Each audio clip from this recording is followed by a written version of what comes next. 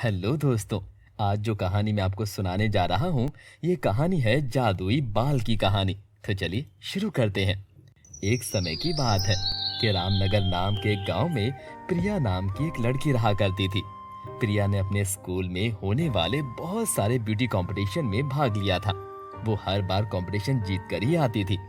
प्रिया के बाल बहुत सुंदर, घने, लंबे और रेशम से मुलायम थे।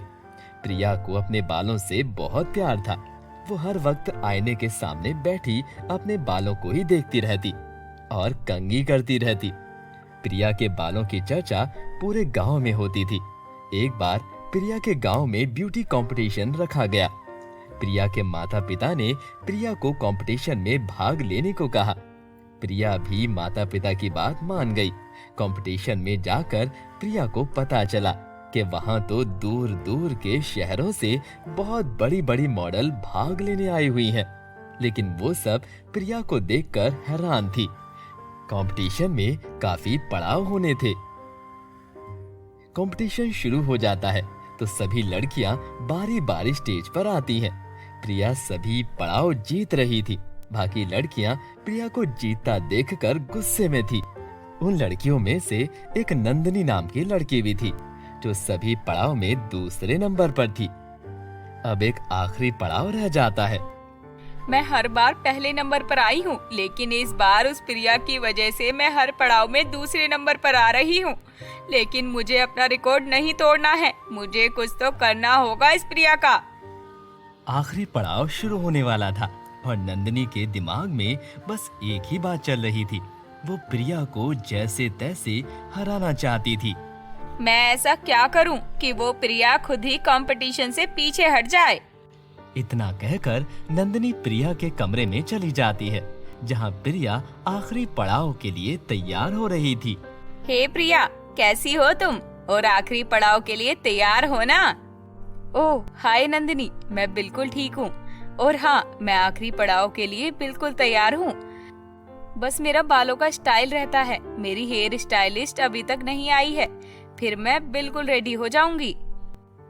नंदनी प्रिया की बात सुनकर वापस आ जाती है और प्रिया को कंपटीशन से बाहर निकालने की तरकीबें सोचने लगती है। प्रिया की हेयर स्टाइलिस्ट अभी तक नहीं आई है, क्यों ना मैं ही उसकी नकली हेयर स्टाइलिस्ट बनकर चली जाऊं और उसके बाल खराब कर दूं। इतना कहकर नंदनी अपने मुंह को छुपाकर प्रिया के पास जाती है और उसके कमरे पर दस्तक देती है। प्रिया, मैं आपकी हेयर स्टाइलिस्ट। अरे आओ आओ, आज तुमने बहुत देर कर दी। जी वो बस तबीयत ठीक नहीं थी, इसीलिए देर हो गई। अच्छा चलो कोई बात नहीं, तुम ऐसा करो जल्दी से मेरे बालों को कोई अच्छा सा स्टाइल बना दो। जी ठीक है, अभी बना देती हूँ। आप ऐसा करें, अपनी आंखें बंद कर लें। आंखें बंद? लेकिन वो क्यों? आज से पहले तो तुमने कभी आंखें बंद करने को नहीं कहा। जी आपके बाल थोड़े खराब हैं, तो इनकी थोड़ी कटिंग कर देती हूँ, इसीलिए आंखें बंद करने के लिए बोल रही हूँ, ताकि कोई बाल आपकी आंख में न चला जाए। अच्छा चलो ठीक है, जल्दी कर दो, मेरे पास समय नहीं है। प्रिया आंखें बंद कर लेती है और नंदनी उसके सारे बाल काट देती है।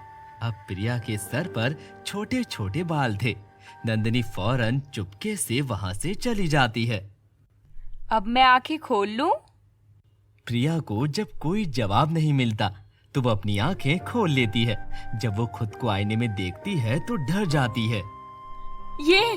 ये मेरे बालों को क्या हो गया? मेरे बाल इतने छोटे। प्रिया जब उठकर पीछे देखती है तो हेयर स्टाइलिस्ट वहां नहीं होती। और ये किधर गायब हो गई? प्रिया रोने लग जाती है, क्योंकि वो समझ गई थी कि ये काम हेयर स्टाइलिस्ट का नहीं है। उधर नंदनी अपने कमरे में जाती है और कंपटीशन के लिए तैयार होने लग जाती है। मेरा काम तो हो गया, अब मैं जल्दी से जीतने के लिए तैयार हो जाती हूँ। नंदनी तैयार हो ही रही थी कि तभी जोर से आवाज आती है। पास के चिड़ियाघर से जंगली जानवर भागकर इधर आ गए हैं, सब लोग यहाँ से भाग जाएं। ये बात सुनकर सभी वहाँ से भागने लग जाते हैं। प्रिया अपने सर पर टोपी रख लेती है और वहाँ से भाग जाती है। सभी लोग वहाँ से अपने अपने घरों में आ जाते हैं।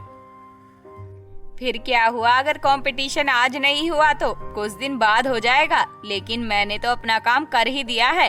तब तक कौन सा प्रिया के बाल आ जाएंगे। इस बार तो मेरी जीत पक्की है। प्रिया घर वापस आकर अपने कमरे में जाकर जोर जोर से रोने लग जाती है। प्रिया के माता पिता उसके कमरे के बाहर खड़े सुन रहे होते हैं। तभी वो कमरे के बाहर से कहते हैं, प्रिया बेटी क्या हुआ, तू इतनी रो क्यों रही है। बेटी दरवाजा खोल, तेरी माँ को तेरी चिंता हो रही है, बता क्या हुआ। क्या हुआ बेटी जो कंपटीशन नहीं जीती। कुछ नहीं होता बेटी, हर जीत नसीब की बात होती है। तो दरवाजा खोल दे बेटी, खोल दे। कुछ देर बाद प्रिया दरवाजा खोल देती है। प्रिया के माता पिता उसे देखकर हैरान रह जाते हैं। प्रिया बेटी तुमने ये अपने बाल क्यों कटवा दिए, इतने अच्छे घने मुलायम बाल थे तेरे। माँ मैं भला अपने बाल क्यों कटवाऊंगी। फिर प्रिया अपने माता पिता को सारी बात बता देती है। जब मैंने आंखें खोली तो मेरे बाल कट चुके थे। बेटा मुझे तो ये काम हेयर स्टाइलिस्ट का ही लगता है। बेटी हम उस हेयर स्टाइलिस्ट को छोड़ेंगे नहीं, हम उस पर केस कर देंगे। कौन थी वो, मुझे बताओ। पिताजी वो अपने मुंह पर मास्क लगा कर आई थी। पिताजी अब मैं कंपटीशन में भाग नहीं ले सकती। अब प्रिया बहुत गुमसुम रहने लग जाती है। उसकी ये हालत देखकर उसके माता पिता बहुत परेशान होते हैं। सुनिए जी, प्रिया ना तो कुछ खाती है ना पीती है और ना ही ढंग से बात करती है। ऐसा कब तक चलेगा। हाँ तुम ठीक कह रही हो। मुझे लगता है हमें प्रिया को बाहर घुमाने के लिए ले जाना चाहिए। फिर उसके पिता उसे आवाज लगाते हैं, प्रिया, प्रिया बेटी। जी पिताजी।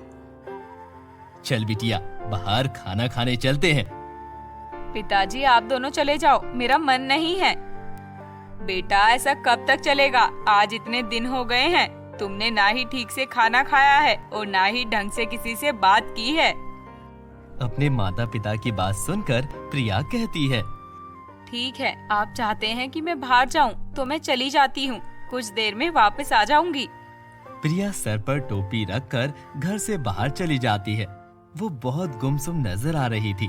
वो चलते चलते एक जंगल में पहुंच जाती है। तभी उसके पीछे से एक बिल्ली गुजरती है। प्रिया डर जाती है। ओह ये तो बिल्ली थी, मैं वही डर गई। प्रिया जब देखती है कि वो किसी घने जंगल में आ चुकी है तो वो घबरा जाती है। ये मैं कहाँ आ गई, मुझे तो पता ही नहीं चला। अगर किसी ने मुझे यहाँ इस हालत में देख लिया तो क्या होगा। मुझे घर वापस जाना है। प्रिया इधर उधर देखती है लेकिन उसे कुछ पता नहीं चलता कि वो किस तरफ से उस जंगल में आई थी।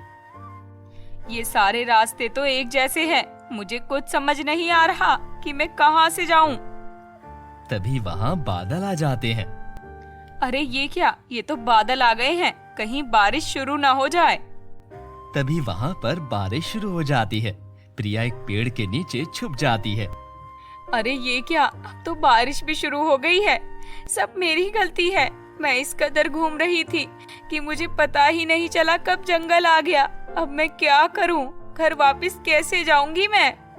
तभी प्रिया को एक आवाज सुनाई देती है, तुम जब तक चाहो मेरी पनाह में रह सकती हो, मैं तुम्हें बारिश में भीगने नहीं दूंगा। ये आवाज कहाँ से आ रही है, मेरे पास तो कोई है भी नहीं। तभी पेड़ पर से एक फूल प्रिया पर आकर गिरता है। ये फूल कहाँ से आ गया। इस पेड़ पर तो कोई फूल नहीं है, कहीं ये भूतिया पेड़ तो नहीं।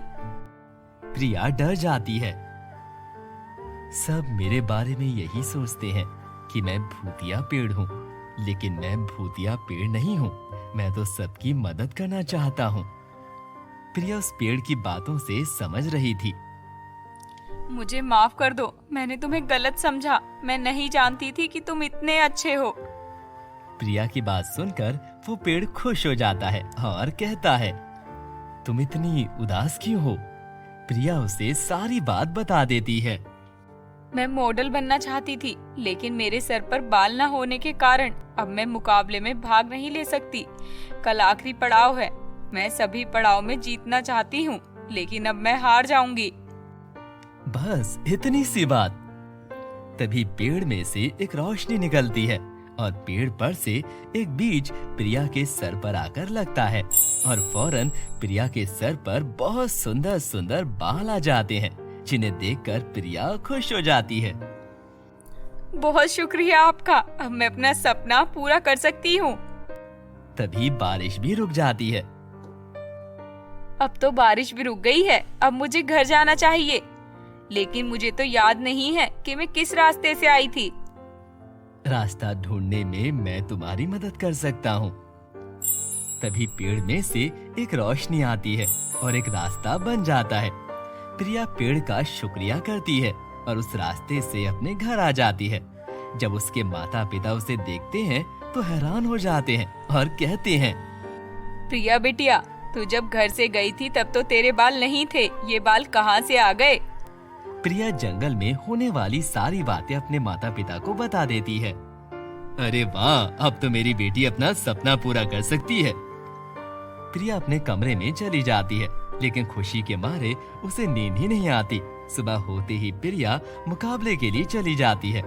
नंदिनी जब प्रिया को देखती है तो गुस्से में आ जाती है और प्रिया से कहती है, तुम्हारे सर पर बाल कैसे आ गए? मैंने खुद अपने हाथों से तुम्हारे बाल काटे थे। अच्छा, तो ये हरकत तुमने की थी, लेकिन मेरे बाल वापस कैसे आए, मैं तुम्हें ये बताना जरूरी नहीं समझती।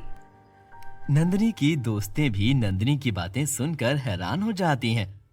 नंदिनी, तुम जीतने के खातिर ये हरकत भी कर सकती हो, मैंने ये कभी नहीं सोचा था।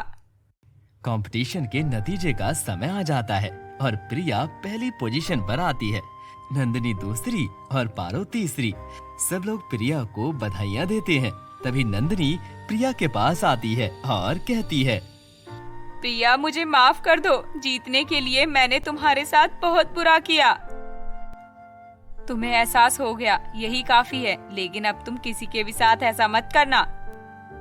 प्रिया अपनी टॉफी लेकर घर आती है तो उसके माता पिता देखकर बहुत खुश होते हैं। सब बहुत खुश हो जाते हैं क्योंकि अब वो अपना सपना पूरा कर सकती थी। तो कैसी लगी आपको ये कहानी? कमेंट सेक्शन में जरूर बताइएगा और हाँ, चैनल को सब्सक्राइब करना बिल्कुल ना भूलिएगा।